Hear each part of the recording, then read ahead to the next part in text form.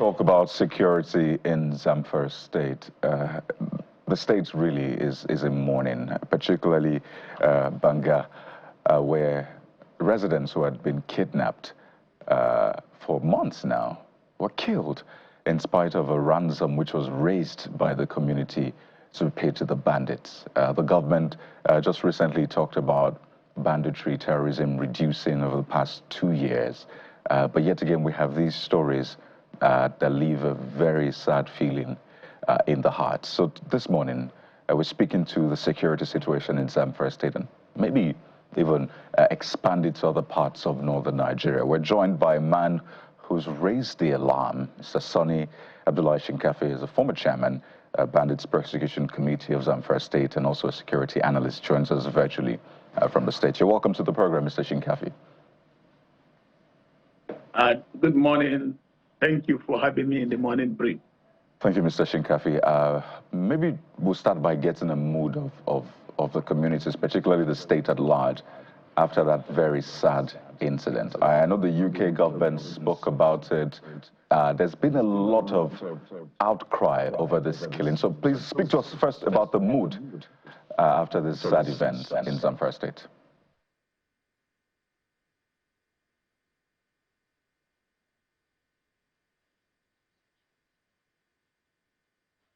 Hope you can hear me. All right, we'll try to sort out that connection bit, but this is a conversation that needs to be highlighted. More importantly, needs to be dealt with. We were to be joined by the state representative, but that will happen as it's been rescheduled because of some other exigencies that came up. But nonetheless, we'll speak with Mr. Shinkafi because he's been part of this in terms of security, you know, the bandit prosecution committee in the previous government. So he knows a lot about the security situation in Zamfara State. So Mr. Shinkafi, I hope we have you back now. Yeah, thank you for having me once again in the program. There is a kidnapping incident that took place for over 5 months ago in February in Banga community of Kauran Namoda local government in Zamfara State. 53 innocent people were kidnapped by heartless, wicked, and ungodly kidnapping groups. And they were taken to their hideout. And each and every one of the people who were kidnapped, the bandit imposed 1 million naira ransom per head. And the first 18 people were able to pay 18 million naira. Then after some period of time, and the other people who are in captivity, that is the 35 people who are in captivity, the community people sold some of their farmland and get some support from well-wishers to take the ransom to the bandit hideout just few kilometers after Sakajiki military camp. So on the arrival of the negotiator to deliver the ransom, the bandit hideout, the army camp in the Sakajiki stopped them and asked them, why are you going with these bags? They say, we're taking a ransom of 35 million to the bandit hideout where our people were in captivity for 5 months.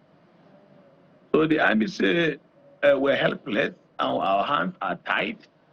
We cannot escort you, or we cannot go and rescue those in captivity. But all what we can do is to snap the pictures of this money, video you, then you can go and deliver the money.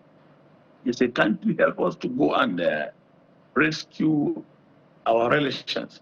They say no, unless they get an order from the above. So from the military camp to the armed bandit hideout, is not up to 23 kilometers. But on their arrival, as they deliver the money, then the bandit requested for additional 4 jerrycans of petroleum, which they will now use it, as they have said, claimed, they will use it to follow their motorcycle and take the victims to where their relation will now receive them and take them back to Banda. So the negotiators go back to the town and get 4 jerrycans of petroleum and brief this military officer in that camp. They said, I will have to bring foil for them. They brought the foil, and the same military officer snapped their to video them and said, okay, you should go and deliver the petrol to the bandit camp. On the arrival, when they delivered the petrol, the same bandit also said, cannot release these people unless you go and buy 800 phones. And they went back to Kaura, that is the local government headquarters, and bought the Android phone. And the Android phone, none of the Android phone is less than 100,000 naira. And they go back. When they deliver the Android phone, the armed bandits said, for now, we have to tell you the truth. Your people have been killed. They are no more, because you have delayed to deliver the ransom of 35 million naira. So these five people who have delivered to you at first, that is 2 women and 2 male and 2 female, and 3 female and 3 female. One of the women who delivered in the camp, wickedly, one of the armed bandits smashed the baby head on the stone, and his skull busted, and he died instantly. Then the mother of the baby also, the breastfeeding mother also, instantly she had a cardiac arrest and died after 30 minutes when they killed her baby. She was in captivity. 3 of them, they were in captivity. 3 women delivered in the camp. One of the baby was smashed to death, and the mother had a heart attack and died instantly. So this to show you the failure or the weakness of some Nigerian institutions, especially the security apparatus. It is unfair for the military officer to start videoing, snapping pictures without making any action to rescue these victims of kidnap victims. So it is very unfortunate. There is a failure of government and the failure of security apparatus in terms of not using some technological approach to rescue these kidnapped victims, because they are very close to their camp. The proximity of the camp of the armed bandit and the camp of the military personnel is not up to 3 kilometers. That's what the negotiator was telling me. It's a reliable, I got the information from the reliable source. So these are the challenges.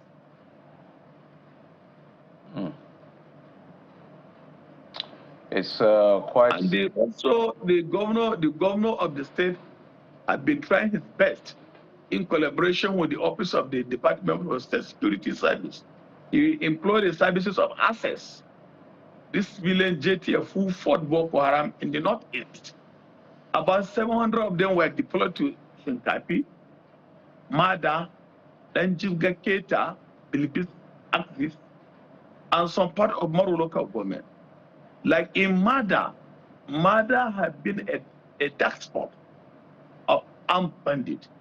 But now, for 4 months, the security situation in Mada has significantly improved. In Shinkapi local government, these personnel of civilian JTF were deployed in collaboration with the community protection guard to fight Tulish. As as the fight continues, they were about to capture Turji. Many of his foot soldiers in their hideout were killed in hundreds. But the federal government halted the fight and tell them to go back to Shinkabi and settle in Shinkabi, that they are going into peace dialogue with Bello Turji. So some delegation under a committee for security and intelligence headed by Senator Buba, and some security agencies and some religious leaders, they went to the bandit hideout to meet with Turji. So on their arrival, Bello Turji told them that as far as Dauda is not involved, the state governor is not involved, I'm not going to succumb to the peace dialogue. So as they discussed intensively, then Turji released 2 videos, part 1 and part 2, where he was calling on all the armed bandits, all the non-state actors across the 14 local governments should submit themselves to the peace dialogue. But the implication of the peace dialogue the federal government is trying to initiate, it is unless and until it has worked out the modalities and the strategy, how it will work. Because these armed bandits are not reliable, are not sincere, are not honest, they are betrayers. The so, previous Mr. administration of yeah, in this battle that you just talked about, before the intervention of the federal government, which said that it was going to initiate dialogue with Bello Turji, was it obvious that victory was imminent? Yeah, a lot of victory have been made because some of his lieutenants, were killed by the civilian JTF. And when the civilian JTF went to fight with Turji, the military and other security agents backed out. And there is also operational support on the part of the air component of the Air Force. And the terrain is not motorable, it's a very deep forest. And these bandits know this terrain more than the civilian JTF, because the civilian JTF are not indigenous of the state. Hello, good morning. They are not indigenous of the state. So these are some of the challenges. So I feel that the government have allowed the civilian JTF to continue advancing to the Turji hideout. I assure you, Bello Turji could have been a history by now, because he's one of the notorious, heartless armed bandits. There's a lot of armed bandit kingpins who are even more deadly than him. But he is more on the social media, he's more on the news, because the way and the manner has been carrying out his deadly attacks to the rural communities in Shinkabi local government, in Sabombire local government, in Zurimi local government, in Isa local government, and partly on part of Maradu local government. So this is the why Bello Turji has become well known, and most look at the people see as the most common, almost deadly armed bandit kingpin. But there's a lot of some deadly armed bandits who are hiding in the Zamfara forest, because Zamfara is the epicenter of armed banditry. If the federal government would deploy more security, more military to fight armed bandits in Zamfara, it will have been a history. What is making me to my heart bleed, if I'm looking at during the elections, this obstacle election, like what happened in Ekiti, in Oshun, or in Anambra, or in Edo, the government can deploy over 30,000, 40,000 security personnel just to go and for election. Why shouldn't the federal government, why Mr. President as a commander-in-chief armed forces of the Federal Republic of Nigeria cannot deploy 20,000 or 30,000 military to come and flush out this criminal in the harder once and for all? If they can do that, I think Zamfara, if Zamfara is safe, Kebbi State will be safe, Katsina will be safe, Kaduna State will be safe, Niger State will be safe, and even part of the North Central. All right, so for you, if I may comment, sir, There are interplay of factors, but I'm just processing and thinking, what is the biggest driver, or what are the biggest drivers for what is playing out in Zamfara, which is perhaps one of the, perhaps the hottest bed, if you will, of all of this banditry that happens? I know there are interplay of factors.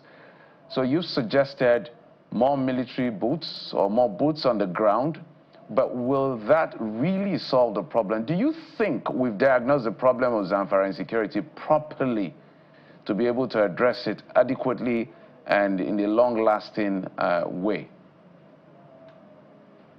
Yeah, you see that. Are you with me? Please go ahead.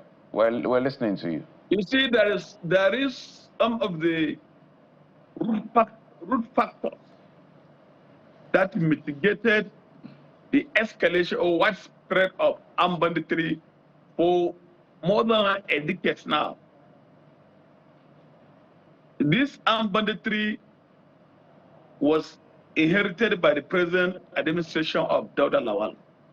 And Bello Muhammad Matole, the immediate past governor, inherited armed banditry, cattle stealing, kidnapping for ransom from the past government of Abdulaziz Jari.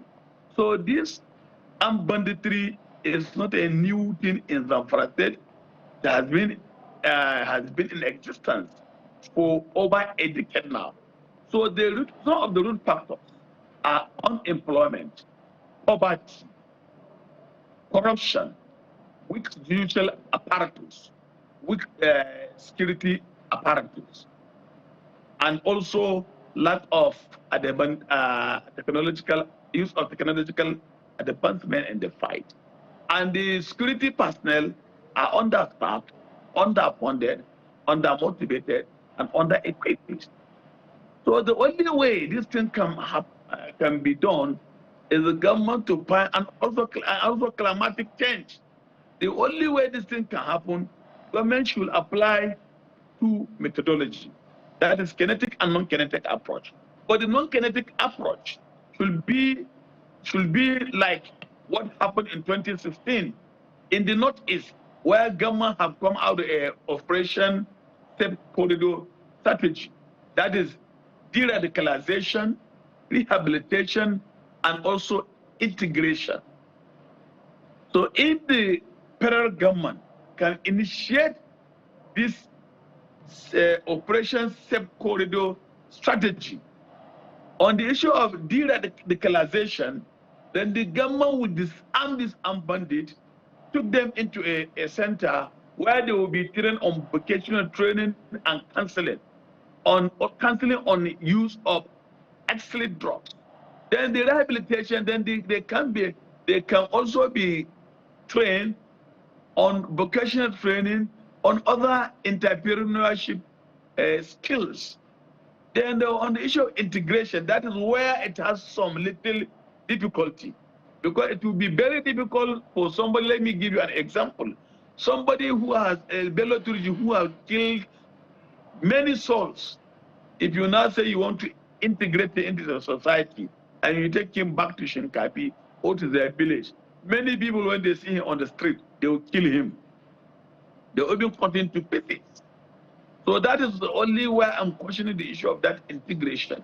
But the only way this thing can happen in Zamfara is for this armed bandit to be sincere, to be honest in surrendering and also bringing their arms to the government and embrace peace. Anything short of that, it will not solve the problem. And government should do everything humanly possible to fight poverty, unemployment, and corruption in the system.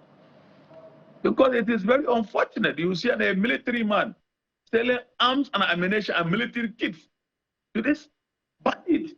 You see a member of a civil defense, an officer of a civil defense was arrested carrying AK-48, AK-49, and other arms and ammunition to the bandit had out in Adja and Wandeka in Mada ADC, Area Development Council. You know, so this issue is Pardon me, this issue is really multifaceted, and I mean, you've highlighted the key issues, talked about more security deployment, and now you're even speaking to connivance, possible connivance with some security operatives, as you referenced that one there.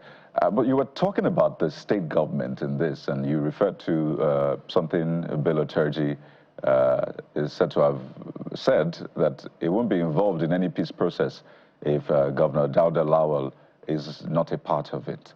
I want you to speak to that. First, it looks like Bill Oturji's location or hideout is not unknown, because if you said that the military was about 3 kilometers away from the one in Banga town or Karanamoda, maybe Bill Oturji's location is also not unknown. But more importantly, how do you rate the state government's handling of banditry? Because it looks like you haven't rated the federal government well. How about the state government as well? Is the state government doing its own bit so we know who to turn to, federal and state?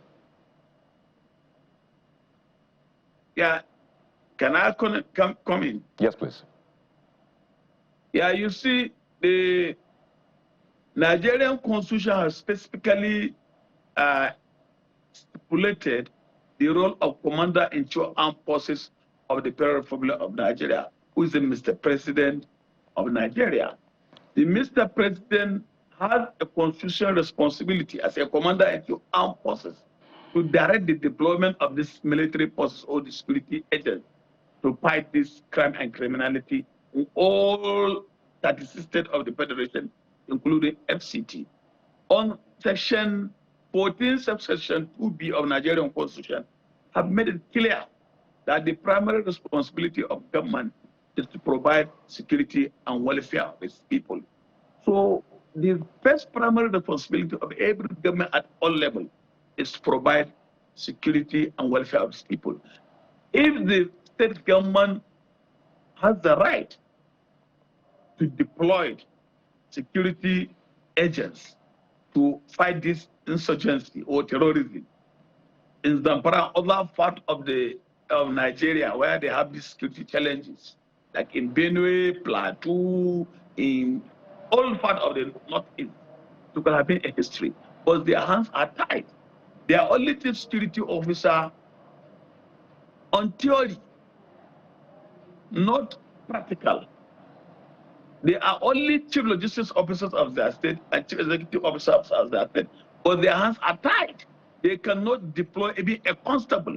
But on the part of the state government, I know the government have been providing logistics for operations. They have been supporting the army, the police, and other security agencies, including the community protection guard. Governors have distributed over 280 operational vehicles, and each and every month he used to give subvention as a impress for running costs of day-to-day activities of the security agents to support their operations in Zamfara state. And he has bought motorcycles to community protection guard and bought some also operational vehicles. So this is the only what the government can do at their own end. If any government initiated a way of paying ransom to bandits on behalf of the captives, then it is setting a serious danger signal that the issue of insecurity will not end in any state in Nigeria. So some people have been blaming governors, or most especially here in Zamfara state, that why the governor is not paying ransom. If the governor starts paying ransom, the state cannot even pay salaries. And the payment of ransom is one of the contributing factors that is sustaining kidnapping for ransom, because they have gone far beyond cattle rustling. They have gone far beyond displacement of people. But they have gone to the beyond killing, brutal killing, massacre. All right.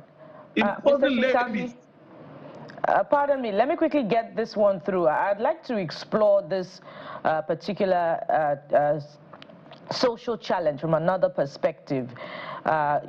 coming from the identity of these bandits, especially with comments ascribed to the former governor of Borno State only days ago from our political program that the insurgency in that part of the country, Northeast, is contrived from foreign elements, you know, ascribing the challenge to sort of imported from the neighboring countries.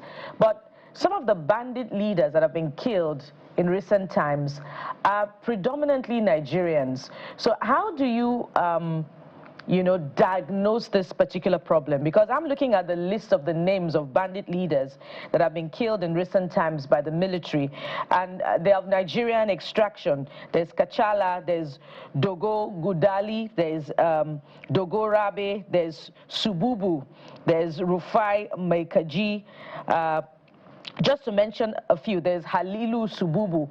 These are names of Nigerian extraction. So how do you, you know, react to some of the commentary that ascribes the killings in the Northeast and the North Central to be imported? Yeah, you see, most of these armed bandits, even including the Boko Haram insurgents and ISWAP, most of these criminals are indigenous. Like there are more than 80%, or I can say 90% in Zamfara. The armed bandits are indigenous. They were born and brought up in Zamfara state. But the way you can only suspect of the issue of the foreign elements, you know, Nigeria has more than 4,000 kilometers borders, both on the sea and both on the land. And the Nigerian states, 18 states in Nigeria, share border with some foreign country. Like Borno State share border with Cameroon, with Chad, with the Niger Republic. Yobe share border with the Niger Republic. Jiga share border with Niger Republic. Katsina share border with Niger Republic. Zamfara share border with Niger Republic on Shinkabi axis and Zulmi axis. Sokoto share border with Niger Republic. Kebbi share border with Niger Republic and Benin Republic. Ibadan, that is Oyo State, share border with the Benin Republic. Kwara share border with the Benin Republic. Niger, Tunisia, Sea share border with the Benin Republic. Lagos share border with Benin Republic. Then Taraba share border with Cameroon. Benue share border with Cameroon. Cross River share border with Cameroon. Right. Akwa Ibom share border with Cameroon. So these states, more than 18 states share border with these 4 neighboring states. So 4 neighboring countries. Yeah. So it is very easier for easy trafficking of drugs and arms, small and lighter arms into the Nigerian border. All right. Our borders are very porous. More than 1,600 borders on unofficial route, illegal route. Only about 160 are legal routes. So looking at the porosity of the border, everybody can believe with what governor of Borno State that there is some infiltration or influence of foreign element. And a congressman in America also makes such a pronouncement in the flow of the Congress that there are some donor agencies who have been aiding and abetting these insurgencies in the Northeast. So, and also at the same time in Zamfara, the Halilu Sububu, he's originally, their father are originally from Niger Republic, and he has been smuggling these arms and ammunition from Niger Republic and from Benin, and even from Libya. So most of these armed bandits have some collaboration with some foreign elements. Even the gold mining in Zamfara State and other states in Nigeria, some of these armed bandits have been smuggling this gold to other neighboring states and exchange it for arms and ammunition. So these are some of the challenges. We have to anchor at this point. Pardon me to butt in, Mr. Shinkafi, but very vital points you have made. I'll be surprised and shocked if the security agencies are not aware of this, but at least it's important to put this out there. We've been speaking with Mr. Sani Abdullahi Shinkafi, former chairman of the Bandits Prosecution Committee in Zamfara State and also security expert. Thank you for the insights on this very important one, Mr. Shinkafi. Okay, thank you for having me.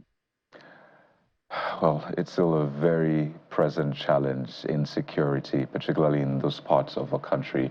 And while we keep our eyes on that, we'll take a moment now. When we return, INEC has been speaking about what it considers inconsistencies with states' electoral bodies. What exactly is at play here? Stay with us. Mr. Samson Itola joins us next.